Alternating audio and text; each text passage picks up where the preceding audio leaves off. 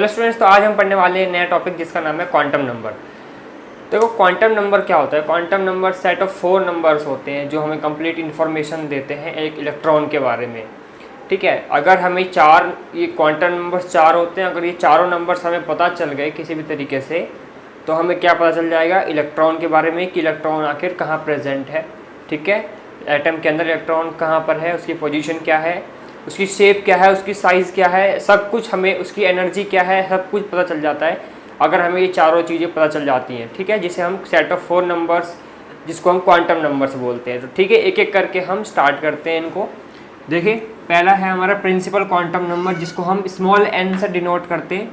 Second है azimuthal quantum number, जिसको L से डिनोट करते हैं। थर्ड है मैग्नेटिक क्वांटम नंबर, जिसको ML से डिनोट करते हैं। और स्पिन क्वांटम नंबर लास्ट है जो हमारा, जिसको MS से डिनोट करते हैं। डेफिनेशन क्या लिखोगे? Set of 4 numbers which tell about the complete address of electron. ठीक है, कंप्लीट एड्रेस, इलेक्ट्रॉन का एड्रेस पता चल गया हमें, तो हम क्या कर लेंगे, उसके बारे में हर चीज़ पता कर सकते हैं हम।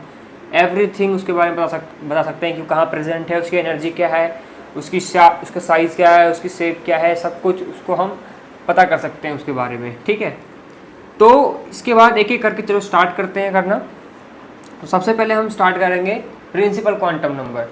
तो प्रिंसिपल क्वांटम नंबर में n क्या है हमारा? बेसिकली n कुछ नहीं है, बस शेल के बारे में बताता है।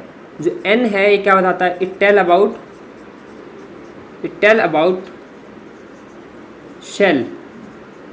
शेल के बारे में बताता है। शेल कौन कौन सी होती है, कौन कौन सी शेल होती है? KLMN, ये, और ये अल्फ़ाबेटिकली है। और n इज अगर वैल्यू 1 2 3 4, ठीक है, और भी आगे हो सकता है। जैसे कि देखो, न्यूक्लियस है, ये क्या हो गया, ये फर्स्ट शेल हो गई, n इज इक्वल टू 1। ये K है, ठीक है, फर्स्ट शेल हो गई है। फिर ये n is equal to 2, L हो गया ये। फिर थर्ड, ठीक है, third n is equal to 3, और ये क्या हो गया m, और लास्ट वाला क्या हो जाएगा, n हो जाएगा, n इज इक्वल टू 4। तो ये शेल के बारे में बताता है। ये first shell, second shell, third shell, fourth shell, तो n से डिनोट करते हैं हम। ठीक है, तो ये हमारा शेल था। और क्या बताता है ये हमें बताता है कि साइज ऑफ सेल के बारे में बताता है कि जैसे जैसे हम इंक्रीज़ होते जाएगा, जैसे जैसे सेल की साइज इंक्रीज़ होगी, इसकी क्या होगी, एनर्जी भी इंक्रीज़ होगी शेल की, और क्या होगा, साइज़ भी इंक्रीज़ होगा शेल का। ठीक है, ध्यान रखना, जैसे जैसे आगे जाते जाओगे सेल बढ़ते जाएंगे, तो सेल की एनर्जी भी बढ़ती जाएगी और सेल का साइज़ भी बढ़ता जाएगा। ठीक है, ये हमें ये भी बताता है। ठीक है, इसके बाद ये तो इतना ही था बस। तो इसका जो फॉर्मूला होता है, इट इज़ गिवन बाय इसका जो फॉर्मूला होता है 0 to n-1, ये फॉर्मूला है। L की जो वैल्यू होगी आपको मिलेगी कैसे, L की जो वैल्यू मिलेगी 0 to n-1 के बीच में जो होगी, इसकी L की वैल्यू होती है। ठीक है, n क्या होता है, number of shell. First shell की बात होगी तो 1 पुट कर देंगे, थर्ड शेल की बात होगी तो 3 पुट कर देंगे, फिफ्थ शेल की बात होगी तो 5 पुट कर देंगे। अभी आप एक एक करके सब समझ जाओगे। तो देखो, अगर एक और चीज़ बता दूँ आपको, नंबर ऑफ शेल जो होते हैं वो बराबर होते हैं नंबर ऑफ सब शेल के। ठीक है, नंबर ऑफ सब शेल के, ध्यान रखना। सब शेल कौन कौन से होते हैं? सब शेल होते हैं S P D F G।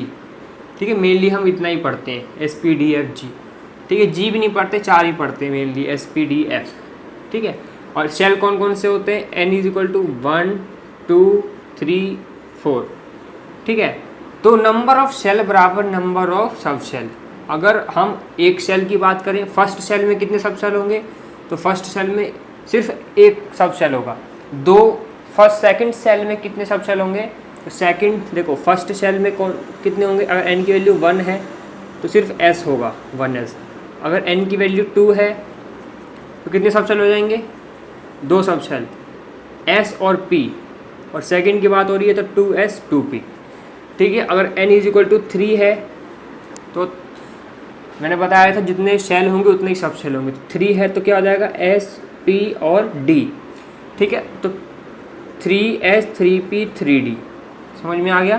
तो ये हमारे क्या है, सब शेल है, जितने शेल उतने सब शेल। अगर हमारा n कितना है, 4 है, प्रिंसिपल क्वांटम नंबर n 4 है, तो हमारा सब शेल कितने हो जाएंगे, वो भी 4 हो जाएंगे, s p d f। ठीक है, और यहाँ 4 शेल की बात हो रही है तो 4 लिख दो, 4s 4p 4d 4f, और n की वैल्यू 5 है तो कितने सब शेल हो जाएंगे, s p d f g। ठीक है, 5s 5p 5d 5f 5g। समझ में आ गया। चलो ठीक है, कितनी होगी सेकंड सेल में, कितनी होगी थर्ड सेल में, कितनी होगी। तो हम अगर n इक्वल टू 1 लिख रहे हैं तो हमें सबसे पहले हम किस किस फर्स्ट एनर्जी लेवल की कर रहे हैं। ठीक है, इसमें हम L की वैल्यू निकालेंगे। तो फर्स्ट एनर्जी लेवल में जो L की वैल्यू होगी क्या होगी, L की वैल्यू क्या होगी, 0 to n-1। ठीक है, L इक्वल टू क्या हो जाएगा, 0 to 1-1, तो 0 हो जाएगा। ठीक है, 1-1 0, तो L की वैल्यू 0। मतलब फर्स्ट एनर्जी लेवल में L की वैल्यू क्या होती है, 0 होती है। अगर n इक्वल टू 2 होगा, मतलब सेकंड शेल की बात होगी, तो इसमें L की वैल्यू कितनी होगी।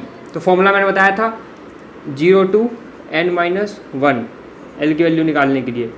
जब हमें n की वैल्यू दी हो सिर्फ 0 to 2-1, तो 0 to कितना हो गया 1, मतलब 0 and 1, ये क्या हो गया, सेकंड शेल में L की वैल्यू ये होगी। ठीक है, और n इज इक्वल टू हमारा 3 है, तो L की वैल्यू क्या हो जाएगी, 0 to n-1, 0 to 3-1, तो 0 to 2, 0 1 और 2, ये हमारे L की वैल्यू हो गई।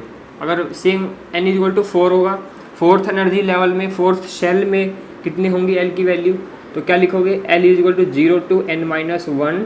ठीक है, 0 to n-1, तो n की वैल्यू 4 पुट कर दो, 4-1, तो L is equal to 0 to कितने हो गए 3, 0 1 2 और 3, ये L की वैल्यू आ गई। ठीक है, ऐसी आप कर सकते हो। तो एक चीज़ देखो कि हमेशा अगर n की वैल्यू 1 है तो 0 आ रहा है, 2 है तो 1 है, एक कम आ रहा है ना, n-1 कर रहे हैं हम। n की वैल्यू 3 है तो एक कम आ रहा है 2, n की वैल्यू 4 है तो एक कम आ रहा है, लेकिन 0 भी काउंट हो रहा है, ध्यान रखो 0 भी काउंट हो रहा है। लेकिन अगर क्वेश्चन ऐसे पूछा जाए आपसे कि अब देखो ये 0 है, तो ये 0 किसका है, S का है, मतलब कि ये S सब सेल है। ध्यान रखो, ये 0 जो आया है ये किसका है, S सब सेल का है। ये 0 S सब सेल में 0 होती है L की वैल्यू, और 1 किस में होती है, P में होती है, मतलब सेकंड सेल में S और P। समझ में आ गया। थर्ड में मैंने क्या बताया, थर्ड सेल में कितने सब सेल होंगे, 3 सब सेल, S P और D। 0 का S, देखो 0 का S, P का 1, P का 1 और D का 2। ठीक है, और यहाँ पर फर्स्ट की बात हो रही है तो 1 लिख दो, सेकंड सेल की बात हो रही है तो 2s 2p लिख दो, थर्ड सेल की बात हो रही है तो 3s 3p 3d लिख दो। वैसे इसमें s p d f 4 है ना, s p d f, तो s के लिए 0 होता है L की वैल्यू, p के लिए L की वैल्यू 1 होती है, d के लिए L की वैल्यू 2 होती है, और f की L की वैल्यू 3 होती है। तो क्या कर दो यहाँ पर 4 की वैल्यू, 4 की बात हो रही है, फोर्थ सेल की 4s 4p 4d 4f। ठीक है, तो ये बेसिकली बहुत ही आसान सा ऐसे आप कर सकते हो। ठीक है, अगर आपको सेल के बारे में अगर आपको क्वेश्चन पूछा जाए कि n की वैल्यू इतनी है तो टोटल सब सेल कितने होंगे, टोटल L की वैल्यू कितनी होगी, तो आपको एक एक करके ऐसे निकालना पड़ेगा। ठीक है, अगर क्वेश्चन ऐसे पूछता है, मान के चलो कि ये बताओ कि अगर पर्टिकुलर दे देता है, मान के चलो कि ये बताओ कि 4D में L की वैल्यू बताओ कितनी होगी। अब उन्होंने क्या बता दी, एक सब शेल दे दिया हमें। पहले तो हम शेल से निकाल रहे थे L की वैल्यू, ठीक है, लेकिन अब हमें सब शेल दे दिया एक, और सब शेल से बताना है हमें कि अब L की वैल्यू बताओ कितनी होगी। तो अब आप कैसे निकालोगे, अब देखो, अब इसमें क्या करोगे आप, जब हमें सब शेल दिया होगा ना, एफ डी, जब भी कोई सब शेल दे रखा होगा साथ में, ये एस पी डी एफ कोई भी दे रखा हो, तो वहाँ पे सब शेल देखना, और सब शेल कितने नंबर पे आ रहा है ये देखो, सब शेल कितने नंबर पे आ रहा है देखो, सब शेल कितने नंबर पे आ रहा है, एस पी डी तीसरे नंबर पे आ रहा है, तो एक कम कर दो उसमें से। ठीक है, एस पी डी तीसरे नंबर पे आ रहा है तो एक कम कर दो, 2 हो गया। ठीक है, तो एन की वैल्यू कितनी है, 4। अब एल की वैल्यू ऑटोमेटिक आपको पता होनी चाहिए कि डी के लिए जो एल की वैल्यू होती है वो 2 होती है।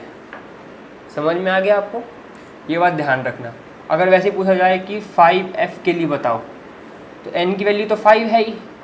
ठीक है, अब यहाँ पर आप ये फॉर्मूला नहीं लगाओगे, ध्यान रखना कि n की वैल्यू आप ऐसे पुट कर दो 0 to n-1, फिर 5 - 1 0 2, ऐसे नहीं 0 2 फिर 4 आ जाए, ऐसे नहीं, गलत हो जाएगा। अब यहाँ पर अगर सब शेल दिया, यहाँ पे देखो हमें सिर्फ 1 दे रखा था, 2 दे रखा था, तब हम निकाल रहे थे n की वैल्यू डाल के। लेकिन सब शेल दिया होगा 5s 5p 3d 4s 3s 1s, ठीक है, तब हमें सब शेल देख करके l की वैल्यू लिखनी है। अब l की वैल्यू f के लिए कितनी होती है, f के लिए देखो l की वैल्यू 3 होती है। कैसे पता चला? अगर ये याद नहीं रख सकते तो ऐसे याद करना कि f कितने नंबर पे आ रहा है, SPDF चौथे नंबर पे आ रहा है, एक कम कर दो तो l की वैल्यू कितनी हो जाएगी, 3 हो जाएगी।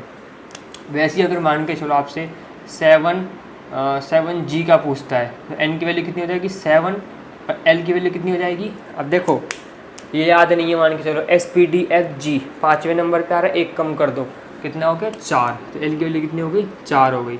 समझ में आया? तो इसको ऐसे करेंगे हम।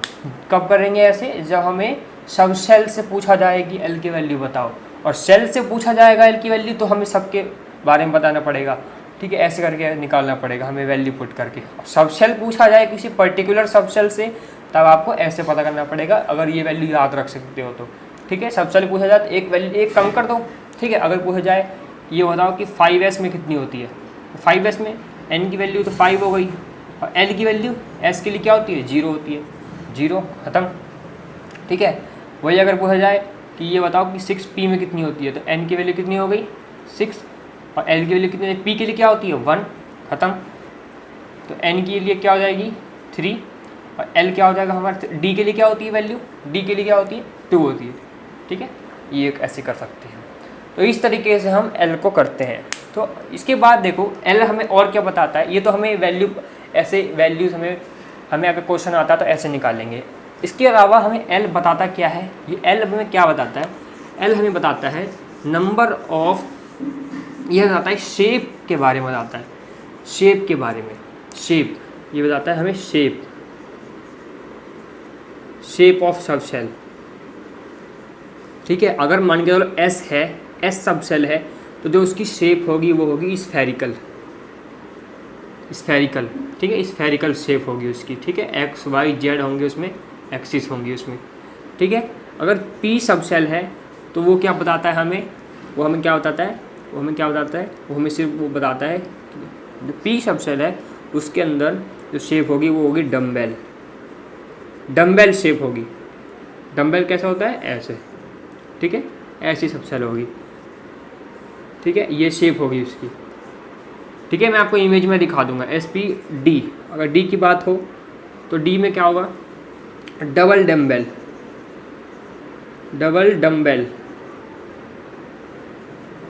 देखा है ना, डम्बेल क्या होता है जिससे बॉडी बनाते हैं लोग, बॉडी बिल्डर, ठीक है, वो डम्बेल होता है ऐसे, ठीक है, डबल डम्बेल, एक ऐसे और एक ऐसे, डबल डम्बेल, ठीक है। ये एक्सिस होती है, इसको हम ओरिएंटेशन भी बोलते हैं। ये जो एक्सिस है ना, ये एक्सिस कौन सी डायरेक्शन में है, इसको हम ओरिएंटेशन भी बोलते हैं, आगे भी आएगा अभी समझ में आपको, ठीक है। और F है, तो F में जो इसका जो थोड़ा डिफ़िकल्ट सा है तो इसको हम नहीं करेंगे। ये 3 है मेन, इन्हीं को हम याद रखेंगे, इन्हीं को मेन एग्ज़ाम में भी इन्हीं में से ही आता है, F का नहीं पूछा जाता, ठीक है। तो मेन हम इन तीनों को ही पढ़ेंगे, ठीक है। इसके बाद देखो ये हमें क्या बताता है, हमें L क्या बताता है, मैंने बता दिया आपको कि L बताता है हमें कि शेप के बारे में बताता है। L क्या बताता है हमें, शेप के बारे में बताता है, शेप ऑफ सब शेल के बारे में बताता है कि S सब शेल की शेप क्या होती है, क्या बताओगे, स्फेरिकल होती है। P सब शेल की शेप क्या होती है, डम्बेल होती है, ठीक है। अच्छा, इसके बाद देखो हम आगे का पढ़ेंगे मैग्नेटिक क्वांटम नंबर, जो थर्ड हमारा है, ठीक है। थर्ड क्या हमारा, मैग्नेटिक क्वांटम नंबर। तो स्टूडेंट्स अब हम बात करेंगे मैग्नेटिक क्वांटम नंबर के बारे में, ML का, ठीक है। तो ये देखो मैग्नेटिक क्वांटम नंबर सिंपली मैं आपको बता देता हूँ, ये हमें क्या बताता है, ये हमें बताता है नंबर ऑफ ऑर्बिटल्स के बारे में बताता है, नंबर ऑफ ऑर्बिटल्स, और क्या बता, और number of orbitals, number of orientation, जो कि दोनों ही बराबर होते हैं, दोनों ही बराबर, number of orbitals and number of orientation. मैंने आपको बताया था ओरिएंटेशन क्या होता है, एक्स एक्सिस जब अलग अलग डायरेक्शन में ऑर्बिटल्स होते हैं तो उनको क्या बोलते हैं, हम ओरिएंटेशन बोलते हैं।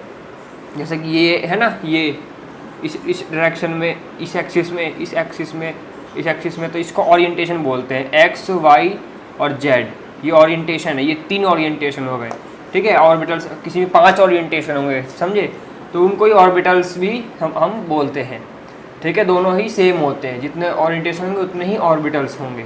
समझ में आए? अभी आगे समझ में आ जाएगा। देखो, it's value is given by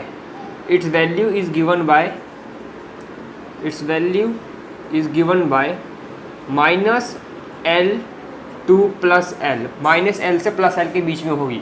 जैसे एग्जांपल देखो, अगर पूछा जाए आपसे कि 4p में बताओ, 4p में इसकी वैल्यू कितनी होगी, तो देखो मैंने आपको पहले बता रखा है कि SPDF 0 1 2 3 ये होती है L की वैल्यू, है ना। ऐसे याद रखा करो, SPDF 0 1 2 3 ये याद रखा करो। तो देखो N तो हमारा क्या हो जाएगा, 4 हो जाएगा, और L की वैल्यू क्या हो जाएगी, P के लिए L की वैल्यू क्या होती है, 1, ठीक है। और ML की वैल्यू क्या हो जाएगी, ML की वैल्यू 1 है, तो -1 फिर 0 फिर +1, माइनस से स्टार्ट करना है। -L के लिए माइनस, अगर यहाँ 2 होगा, ठीक है, अगर यहाँ पे 2 होगा, जैसे 4D का पूछा जाए, 4D, तो 4D में क्या हो जाएगा, यहाँ पर 2 हो जाएगा, ठीक है। फिर यहाँ पे -2 से स्टार्ट करेंगे, -2 -1 0 +1 एंड +2।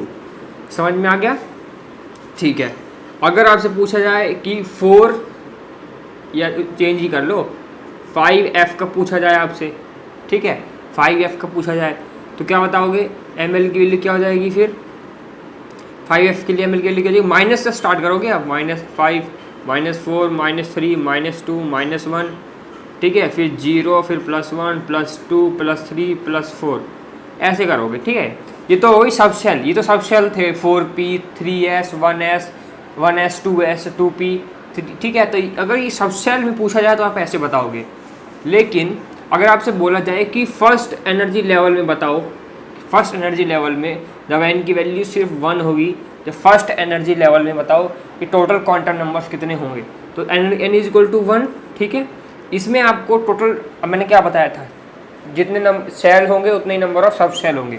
तो फर्स्ट में कितने सब सेल होते हैं, एक ही सब सेल होता है, कौन सा होता है, S सब सेल होता है, ठीक है। तो n = 1, तो क्या होगा, L, तो फिर एक ही सब सेल होगा उसमें, तो L की वैल्यू क्या हो जाएगी उसमें, L की वैल्यू क्या हो जाएगी उसमें, L की वैल्यू क्या होगी, 0 to n - 1, है ना, 0 to n - 1। जब मैंने बताया जब सेल की बात होगी तो हम 0 to n - 1 का फॉर्मूला लगा के करेंगे, तो 0 to n - 1, तो 1 - 1 0, तो L = 0 किसके लिए आता है, S के लिए। मैंने बताया था ना, यहाँ लिखा था कि SPDF, ठीक है, 0 1 2 3, तो 0 किसके लिए आता है, S के लिए। अब n = 1 के हमें निकालने हैं क्वांटम नंबर्स, तो L की वैल्यू क्या हो गई, S के लिए 0, ठीक है। इसका ML की वैल्यू क्या हो जाएगी, वो भी 0 हो जाएगी, ठीक है। अगर n = 2 में निकालना हो तो L की वैल्यू क्या हो जाएगी, L की वैल्यू क्या हो जाएगी बताओ, L की वैल्यू क्या हो जाएगी, 0 to n - 1, तो L की वैल्यू हो जाएगी 0 to 2 - 1, तो 0 to 1, मतलब 0 और 1 हो जाएगी। तो 0 किसकी होती है, 0 और 1 हो जाएगी, है ना। तो 0 किसकी होती है, S की होती है, और L की वैल्यू 1 किसके लिए होती है, P के लिए होती है। ध्यान से समझना, यहाँ पे L की वैल्यू 0 किसके लिए होती है, S के लिए, और 1 किसके लिए होती है, P के लिए।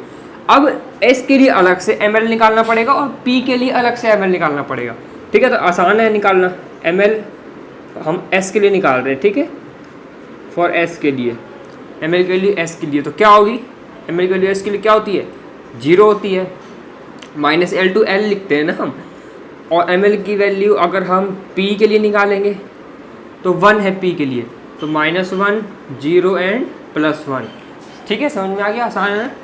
अब देखो, अब हम करते हैं, अगर n की वैल्यू 3 हो तो L की वैल्यू क्या हो जाएगी, देखो यहाँ 2 था तो L की वैल्यू 1 आई थी, 0 एंड 1, तो यहाँ पे क्या आएगी, 0 1 एंड 2 आएगी, ठीक है। करके देख लेना, 1 माइनस होगा तो अपने आप ही 0 1 2 आएगी, n की वैल्यू अगर 3 होगी तो, ठीक है। यहाँ पे शेल का, हमें शेल की वैल्यू दी हुई है, हमें first shell, second shell, third shell, ठीक है। और ML की वैल्यू अब 0 के लिए, 0 किसके लिए होती है, 0 किसके लिए होती है, ML की वैल्यू S के लिए होती है, ठीक है। तो ये हो गया 0। अब ML की वैल्यू हम S के लिए 0 होती है, ठीक है। अब 1 के लिए निकालेंगे, 1 किसके लिए होती है, P के लिए, तो -1 फिर 0 फिर +1, अब 2 है, ml की वैल्यू 2 -2 -1 0 +1 एंड +2, ये किसके लिए हो जाएगी? डी के लिए हो जाएगी। ठीक है, तो हमें क्या पता चला, ये जो वैल्यू है ये क्या है? नंबर ऑफ ऑर्बिटल्स है, नंबर ऑफ ओरिएंटेशन है, दोनों बराबर तो है ही। नंबर ऑफ ऑर्बिटल्स है मतलब कि s में एक ऑर्बिटल होता है, s में एक ऑर्बिटल होता है, p में 3 ऑर्बिटल होते हैं, ठीक है, और d में 5 ऑर्बिटल होते हैं, 1 2 3 4 5। ठीक है, ठीक है, मैंने क्या बताया? s सब शेल में एक ऑर्बिटल होता है, ठीक है, p सब शेल में 3 ऑर्बिटल होते हैं, d सब शेल में 3 ऑर्बिटल होते हैं, s सब शेल में एक ऑर्बिटल होता है, p सब शेल में 3 ऑर्बिटल होते हैं, d सब शेल में 5 ऑर्बिटल होते हैं, और आगे फिर f आ जाएगा। तो f में कितने हो जाएंगे? f में अगर ml के लिए f के लिए निकाल रहे हैं हम, तो क्या हो जाएगा? यहाँ पर 4 हो जाएगा और यहाँ पर भी 4 हो जाएगा, ठीक, यहाँ पर 3 हो जाएगा और यहाँ पर 4 हो जाएगा, एक क्या कम हो जाएगा। तो -3 से स्टार्ट हो जाएगा, -3 -2 -1 0 +1 +2 एंड +3, 1 2 3 4 5 6 7, तो 7 हो गए। इसमें कितने था? 1 थे, इसमें कितने? 3 हो गए, इसमें कितने हो गए? 5 हो गए, 5 ऑर्बिटल, इसमें 7 ऑर्बिटल। तो सब शेल में इतने ऑर्बिटल होते हैं, 1 3 5 7। ठीक है, अब जल्दी से देखो, सब शेल की बात की जाए, S P D F sub shell की बात की जाए तो S में कितने सब शेल? S सब शेल में कितने ऑर्बिटल होते हैं? क्या बताओगे? 1। P में कितने ऑर्बिटल होते हैं? कितने ओरिएंटेशन होते हैं? P में ओरिएंटेशन कितने होते हैं? 3 होते हैं। ठीक है, ठीक है, देखो 3 ओरिएंटेशन होते हैं ना, तो तीनों ओरिएंटेशन से कैसे बताओगे? PX PY PZ, ऐसे ओरिएंटेशन। ठीक है, ये PX PY फिक्स नहीं है, मतलब इसको इधर ये इसका भी हो सकता है डायरेक्शन, ये इसकी ओरिएंटेशन भी हो सकती है, मतलब 3 ओरिएंटेशन होती है, ये ओरिएंटेशन होती है। D की भी ओरिएंटेशन होती है, DX², DY², D की भी ओरिएंटेशन होती है, DXY, DYZ, DZX, DX² -Y² and DZ²। ये 5 ओरिएंटेशन होती है अलग अलग, 5 ओरिएंटेशन है ना, तो 5 ओरिएंटेशन होती है। ये ऑर्बिटल्स भी उनको हम बोलते हैं। ठीक है, तो ये अलग अलग ऑर्बिटल्स हैं, इन सब के अलग अलग सब शेल के। इसमें 5 हो गए, इसमें 7 हो गए, इसके 7 भी, इसके भी होते हैं अलग अलग, लेकिन थोड़े इसके हम पढ़ते नहीं है, लेकिन इसके भी होते हैं। ठीक है, तो 1 3 5 7। लेकिन अगर आपसे पूछा जाए कि ये बताओ कि फर्स्ट सेल में कितने होते हैं, अगर n की वैल्यू 1 होगी तो इसमें कितने होंगे? तो फर्स्ट सेल में तो सिर्फ एक ही होता है, फर्स्ट सेल में सिर्फ एक ही होता है। और अगर सेकंड सेल में पूछा जाए आपसे कि n की वैल्यू अगर 2 है तो ये बताओ, अगर n की वैल्यू अगर 2 है, तो मैं यहाँ पे लिखता हूँ, अगर n की वैल्यू अगर 2 है तो बताओ कि क्या होगी, ऑर्बिटल कितने होंगे, सेकंड एनर्जी लेवल में कितने ऑर्बिटल होंगे। तो ध्यान रखना, जब भी आपको एनर्जी लेवल दिया हो या आपको शेल बताई हो कि शेल में कितने ऑर्बिटल होते हैं, तो आप डायरेक्ट n² के फॉर्मूले से क्या कर दोगे, n² का फॉर्मूले से क्या कर दोगे, वैल्यू पुट करोगे इसमें n की वैल्यू, तो आपको क्या पता चल जाएगा, नंबर ऑफ ऑर्बिटल पता चल जाएगा। डायरेक्ट अगर हमें n की वैल्यू से पता करना हो कि नंबर ऑफ ऑर्बिटल्स कितने हैं, तो आपको फॉर्मूला क्या लगाना है, n²। और अगर शेल के बारे में पूछा हो कि शेल में कितने ऑर्बिटल होते हैं, तो s में याद रखना ऑड नंबर होता है 1 3 5 7। ठीक है, ऑड नंबर से के साथ चलता है 1 3 5 7, ये रहा देखो 1 3 5 7। लेकिन अगर पूरे शेल में पूछा जाए तो शेल में तो s भी होता है, p भी होता है, d भी होता है। ठीक है, तो शेल में पूछा जाएगा तो आप n² का फॉर्मूला लगाओगे। तो सेकंड शेल में कितने होते हैं, तो 2 to the 4, तो मतलब कि 4 ऑर्बिटल होते हैं सेकंड शेल में। देखो मैंने यहाँ पे करके देखा था, 4 ऑर्बिटल होते हैं। ये n = 2 का करा है मैंने, n = 2 का करा है। तो यहाँ पर देखो 4 ऑर्बिटल है, एक s का 1 है और p का कितने हैं, 3 है, 3 और 1 4 हो गए। अब देखो जब n = 4 है, देखो n = 4, फोर्थ शेल में कितने ऑर्बिटल होंगे, शेल में पूछा जाएगा तो n² का हम लगाओगे, 4 4 16, डायरेक्ट लगा दो, 4 4 16 ऑर्बिटल। अब देखो 16 होंगे, इसमें गिन लो, ये 7 इसके, 5 इसके, 3 इसके, 1 7 5 12, 12 3 15 और 1 16।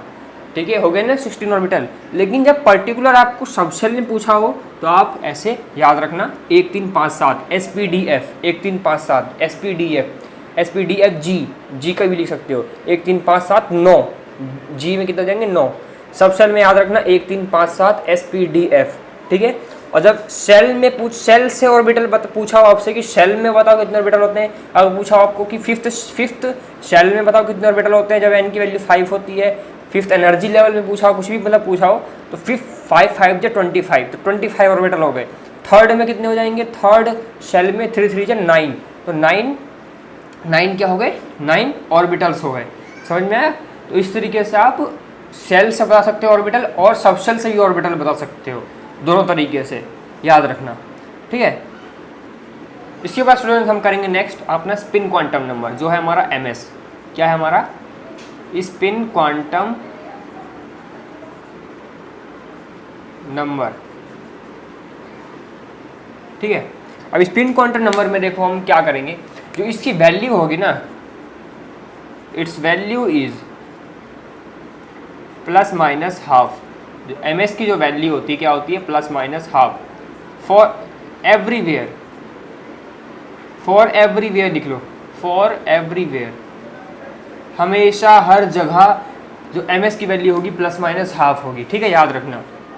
किसी भी अभी तक जितने भी हमने किए हैं 6x 5s 3d, ठीक है, 1s 3p 4p जितने भी किए हैं ना हमने, उन सभी के लिए जो ms की वैल्यू होगी लास्ट में हमने तो तीन किए थे। n की वैल्यू निकाल ली हमने l की वैल्यू निकाल ली हमने, ml की वैल्यू निकाल ली, अब लास्ट में ms भी होएगा। अब आप हर जगह ms की वैल्यू क्या लिखोगे, प्लस माइनस हाफ लिखोगे। ठीक है, जो स्पिन क्वांटम नंबर होता है हर जगह कितना होता है, प्लस माइनस हाफ होता है। कैसे होता है देखो, हमेशा ही ऑर्बिटल में हम कैसे, एक ऑर्बिटल है मान के चलो, ऑर्बिटल में हमेशा 2 इलेक्ट्रॉन भरे जाते हैं ऐसे। ठीक है, विद अपोजिट, एक ऊपर एरो एक नीचे एरो। ठीक है, तो अपोजिट स्पिन से 2 इलेक्ट्रॉन भरे जाते हैं, तो इसलिए हम जो ऊपर की तरफ जो एरो होता है वो क्लॉकवाइज डायरेक्शन में मोशन में घूमता है। ठीक है, जो इलेक्ट्रॉन की जो ऊपर की तरफ होगा जो एरो, तो वो क्लॉकवाइज माना जाएगा, क्लॉकवाइज मोशन माना जाएगा उसका।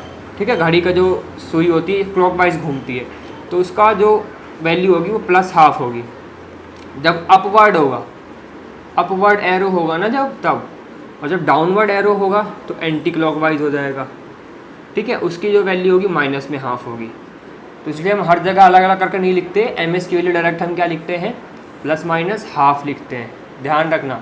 तो मान के चलो हम कुछ क्वेश्चन करते हैं, जैसे कि कुछ क्वेश्चन है कि अब ये हमें बताना है कि 4p में हमें वैल्यूज बतानी है, चारों क्वांटम नंबर बताने हैं। तो n = 4 हो जाएगा। l की वैल्यू क्या हो जाएगी, सबशेल से पता चल जाता है हमें। ठीक है, अगर सबशेल दिया हो तो आसान है, sp सेकंड नंबर पे आ रहा है, एक कम कर दो, कितना हो गया, 1।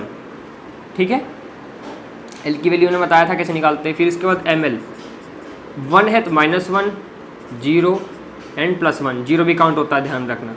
फिर ms की वैल्यू क्या हो जाएगी, प्लस माइनस हाफ। ठीक है, अगर 4s का पूछा जाए आपसे तो क्या बताओगे, n = 4। इसके बाद l की वैल्यू क्या हो जाएगी, s के लिए क्या होती है 0, l की वैल्यू हमेशा सबसेल से पता चल जाएगी, और सबसेल नहीं है तो फिर उसके बाद तो फॉर्मूला तो पता ही है आपको। ठीक है, इसके बाद ml की वैल्यू क्या हो जाएगी, वो भी 0, l की वैल्यू 0 तो ये भी 0। ठीक है, माइनस, इसके बाद ms की वैल्यू क्या हो जाएगी, प्लस माइनस हाफ। 6p का पूछा जाए क्या बताओगे, n की वैल्यू 6, l की वैल्यू p के लिए क्या होती है 1। ठीक है, ml की वैल्यू क्या हो जाएगी, -1 0 एंड +1। ms के लिए क्या हो जाएगी, ms के लिए प्लस माइनस हाफ। 6f के लिए पूछा जाए या 5f लिख लो, तो n = 5, l = कितना हो जाएगा, अब l क्या हो गया, spdf चौथे नंबर पे आ रहा है, एक कम कर दो, तो l = 3। ठीक है, ml की वैल्यू क्या हो जाएगी, -3 से स्टार्ट करोगे, -l से +l, -3 -2 -1 0 +1 +2 +3। ठीक है, अब ms की वैल्यू क्या हो जाएगी, प्लस माइनस हाफ। ठीक है, तो इस तरीके से हम चारों क्वांटम नंबर्स निकाल सकते हैं। ये तो सब शेल में। अगर एक और क्वेश्चन कर लेते हैं, चलो, अगर आपसे पूछा जाए कि ये बताओ कि फोर्थ शेल में जैसे कि ये शेल है ना, यहाँ बनाता हूँ, ये जो शेल है, ये फर्स्ट है, ये सेकंड हो गई, ये थर्ड हो गई, ये फोर्थ हो गई। तो फोर्थ शेल में इन चारों क्वांटम नंबर पूछा जाए आपसे तो क्या बताओगे। तो देखो, फोर्थ शेल में चारों क्वांटम नंबर पूछ रहा है ये हमसे, तो 4 सेल में सबसे पहले क्या करो, n की वैल्यू 4 लिख लो, l की वैल्यू क्या करेंगे, अब देखो सेल से पूछा तो मैंने फॉर्मूला बताया था आपको 0 to n - 1, तो 0 to 4 - 1, तो 0 to कितने हो गए, 3 हो गए, तो 0 1 2 और 3, ठीक है, ये हो गया 0 1 2 और 3 हो गया l की वैल्यू। तो 0 किसके लिए होता है, s के लिए, p के लिए क्या होगा 1, p d और f, ठीक है। तो अब इन चारों के लिए अलग अलग निकालना पड़ेगा आपको, अब इन चारों के लिए अलग अलग करके निकालना पड़ेगा। तो सबसे पहले s के लिए निकालेंगे ml की वैल्यू, s के लिए क्या क्या होगा, s के लिए 0 ही होगी, ठीक है, ml की वैल्यू 0 0, ml की वैल्यू अगर p के लिए निकाल रहे हैं हम ये 1, तो -1 से -1 0 एंड +1, ठीक है, ml की वैल्यू, और d के लिए अगर निकाल रहे हैं तो -2 से -2 -1 0 +1 +2 +1 +2, ठीक है। इसके बाद अगर हम f के लिए निकालें ml की वैल्यू, f के लिए तो क्या हो जाएगा, -3 से स्टार्ट होगा, -3 -2 -1 0 +1 +2 एंड +3, ठीक है स्टूडेंट्स। और लास्ट में हम ms स्पिन क्वांटम नंबर निकालेंगे, स्पिन क्वांटम नंबर हर जगह सेम होगी, ±12, ख़त्म। तो इस तरीके से आप सभी क्वांटम नंबर्स को निकाल सकते हो, चाहे कोई हमें शायद शेल दिया हो, चाहे कोई भी हमें सब शेल दिया हो, ठीक है। तो आई होप स्टूडेंट्स आपको अच्छे से समझ में आया होगा, अगर नहीं समझ में आया तो क्वेश्चन मुझसे पूछ लेना कमेंट में, ठीक है। और अगर आपको समझ में आया तो प्लीज़ एक लाइक कर देना और चैनल को सब्सक्राइब ज़रूर कर देना, ठीक है स्टूडेंट्स, थैंक यू।